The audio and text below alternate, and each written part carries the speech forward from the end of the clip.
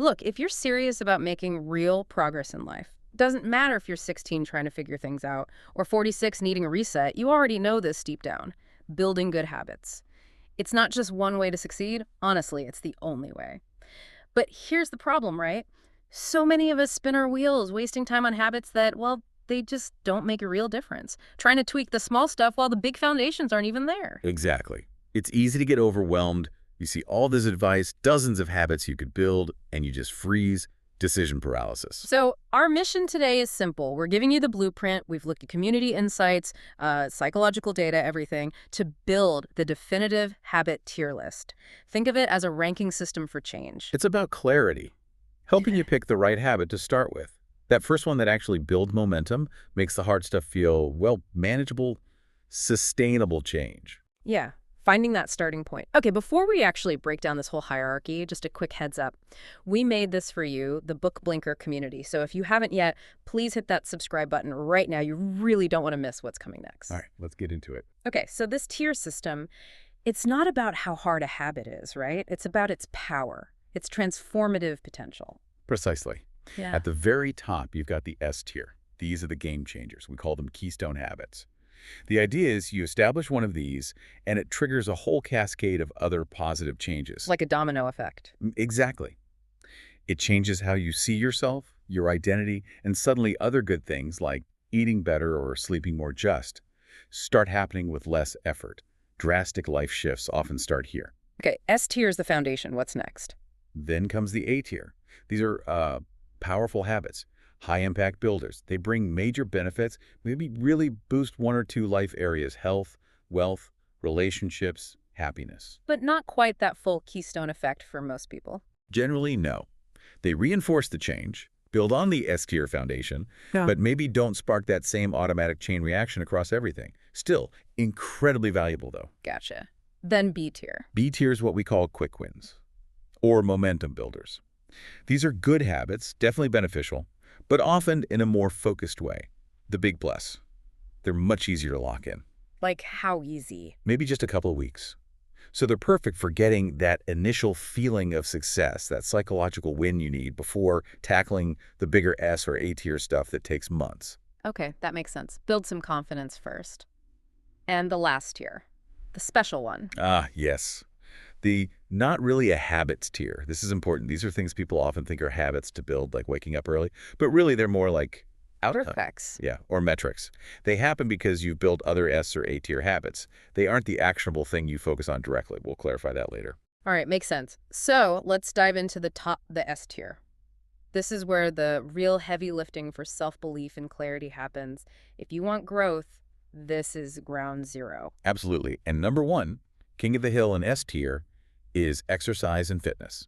No surprise there, maybe. But why exactly is it number one? It's the ultimate keystone for a couple of huge reasons.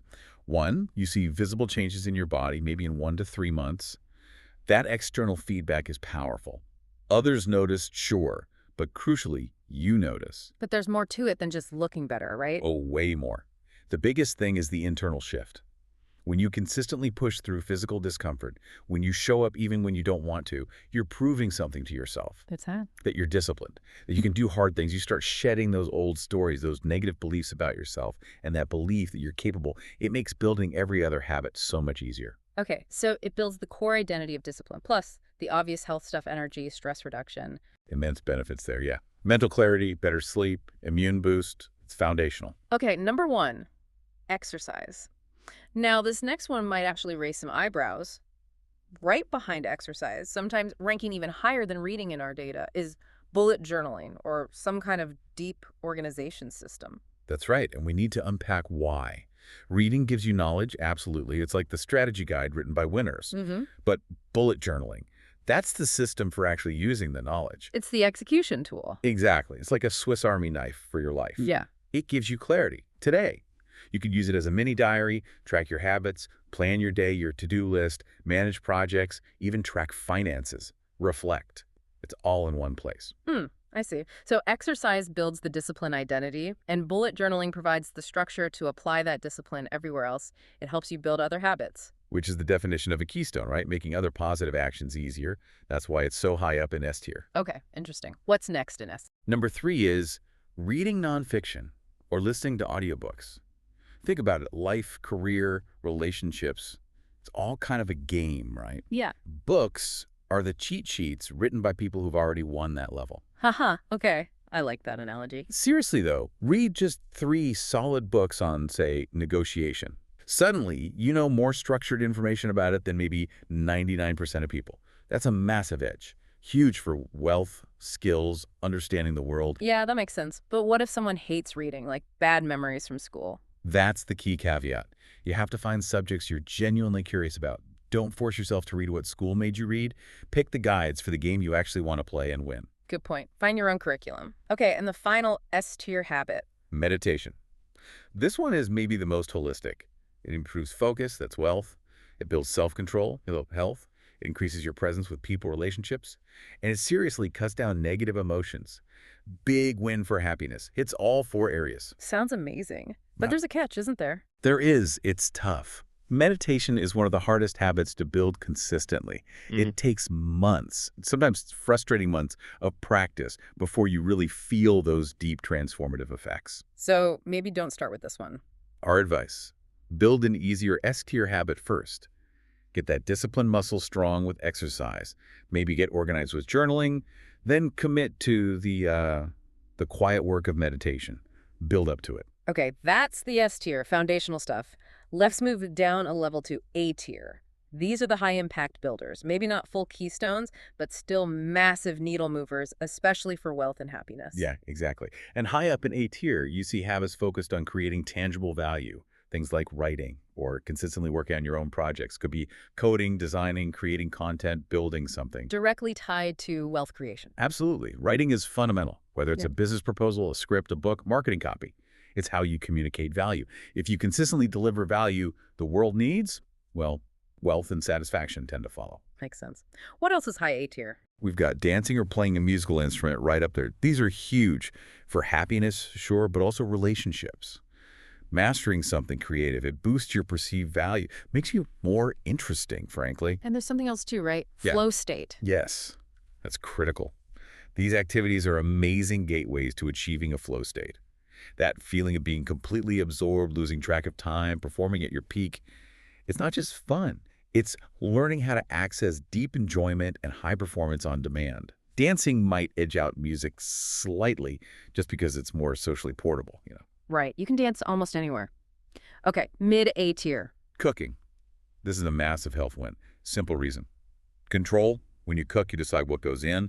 You avoid the cheap oils, hidden sugars, weird additives that are unfortunately common in restaurant or processed foods. And the benefits. Weight management, definitely. But also clearer thinking, more energy. It's fundamental fuel, quality control. Okay, cooking. What else? Grooming. Also mid-A tier. Sounds basic, but it hits relationships and self-esteem hard. Looking put together improves how others see you, yes.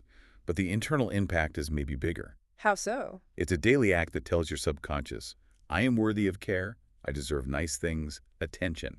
If you neglect grooming, it often reflects or reinforces negative self-worth.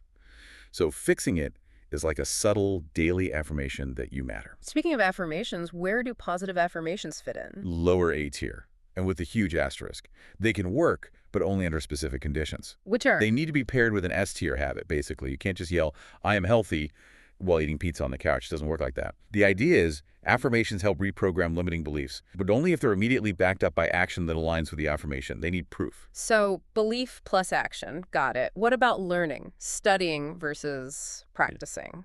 Good distinction. Studying, like cramming facts for a test, that's lower A tier. Mostly for wealth, often temporary knowledge.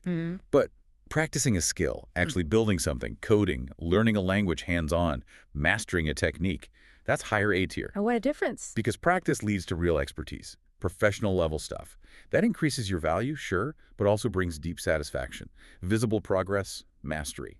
That's happiness fuel. Right. Okay, what about something really basic like chores, cleaning, laundry? Low A tier. Important, but they don't really transform your life upwards. They prevent it from sliding downwards. A messy space often leads to a messy mind, Yeah. Lose focus. So chores are essential maintenance, preventing chaos. Prevents things from getting worse, doesn't necessarily make them drastically better. Okay. And listening to podcasts, like this one. Uh-huh. Well, it's good. Shares benefits with reading, Mhm. but we rank it slightly lower than books in A tier. Why? Books are usually more structured, edited, deeply researched. Podcasts, even great ones, are often more conversational, less dense with verified info per minute. Still valuable, just different. Okay, that's a solid rundown of the A tier. And hey, if this whole framework, this tier list, is giving you some clarity, helping you figure out your next steps for growth, just take a second right now. Hit subscribe on Book Blinker. We're committed to bringing you this kind of actionable insight. Definitely subscribe. All right, let's hit the B tier, the quick wins. These are habits you can lock down fast, maybe just a couple of weeks. Perfect for building that early momentum. Exactly. And high up in B tier, maybe surprisingly for some, is cold showers. Really? Why cold showers? Isn't that just unpleasant? It can be. There's some physical benefits, metabolism boost, maybe immune support. But the real win, the reason it's high B tier, it trains courage. Courage. Every morning, you face that moment of hesitation, right? That little voice saying, don't turn the knob cold. When you feel that fear, that resistance, and you do it anyway, you're practicing taking action despite fear. That skill transfers directly to bigger life challenges. Acting in the face of fear. I like that. Yeah. What else is a quick win? Getting sunlight first thing in the morning, super easy. Get outside, let sunlight hit your eyes, your skin. It triggers cortisol release, wakes you up properly, sets your body clock. And vitamin D, right. Huge. Something like 40% of people are deficient. Sunlight helps fix that, and it's crucial for fixing messed up sleep schedules, too. Takes like 5-10 minutes. Easy B-tier win. Also, related to modern life, resting your eyes, the 20-20-20 rule. Yeah, essential if you stare at screens. Every 20 minutes, look at something 20 feet away for 20 seconds. Simple. Helps fight eye strain. Might prevent your vision getting worse from all that close-up focus. Another easy B-tier habit. Okay, and what about money? Budgeting or tracking finances? IB tier. Absolutely essential for wealth management. Now, the caveat here. If you're a teenager, maybe still in school, not earning much yet, you might prioritize S-tier habits first, like exercise or learning skills. But for adults? For any financially independent adult, Yeah. non-negotiable. You have to know where your money is going. Tracking prevents that lifestyle creep where you suddenly wonder where it all went. Ensures you live below your means. Critical foundation. Makes sense. Okay, before we wrap up, let's quickly clarify that not really a habit tier again. Things people often mistake for habits. All right, top examples. Waking up early or sleeping early. People try to force these timings, but they aren't the root habit. They're side effects. Side effects of what? Of your other habits. Yeah. What you do before bed determines sleep time. What you do right after waking, like getting sunlight, determines wake-up consistency. Fix the surrounding S and A tier habits, and the sleep schedule often sorts itself out. Don't just set an alarm earlier and hope for the best. Got it. Focus on the cause, not the symptom. What else? Posture. Or being mindful of your words. Again, these are outcomes or mindsets, not root habits. You don't build the habit of good posture. You build the habit of doing the exercises that strengthen the muscles for good posture. And for words. You don't magically become mindful of words. You build the habit of meditation, which increases awareness, which then allows you to catch yourself before you speak reactively. Focus on the actionable habit exercise, meditation, not just the desired result. That's a really important distinction. Focus on the actions. Okay, so we've gone through the whole hierarchy, S, A, B, and the things that aren't really habits. What's the big takeaway here? How should someone use this? The absolute key piece of advice is this. Don't try to do everything at once. Limit yourself. Pick just one, maybe two high-impact habits to focus on building at a time. Seriously, just one is often best to start. And where should they start? If you're feeling lost or starting from scratch, prioritize S tier. And within S tier, seriously consider exercise first. Build that foundation of discipline. Prove to yourself you can do hard things. Once you have that internal belief shift, tackling everything else, journaling, reading, even meditation becomes so much more achievable. Build the engine before you try to drive the car. That's a great way to put it. Get the engine of discipline running first. Okay. So we've laid out the map. We've shown you the hierarchy, explained why some habits are keystones and others are just maintenance or side effects. We've given you the blueprint. Now, the final thought we want to leave you with is this. You have the map. Which single habit are you going to commit to building next? Which one action will start to fundamentally change how you see yourself and what you're capable of? Choose wisely. Start small. Be consistent. Thank you for joining us for this really essential discussion on building real momentum in life. If you found clarity today, if you're ready to pick that S tier habit and start building, please make sure you're subscribed to Book Blinker. We'll keep delivering this high impact knowledge straight to you. Thanks for listening.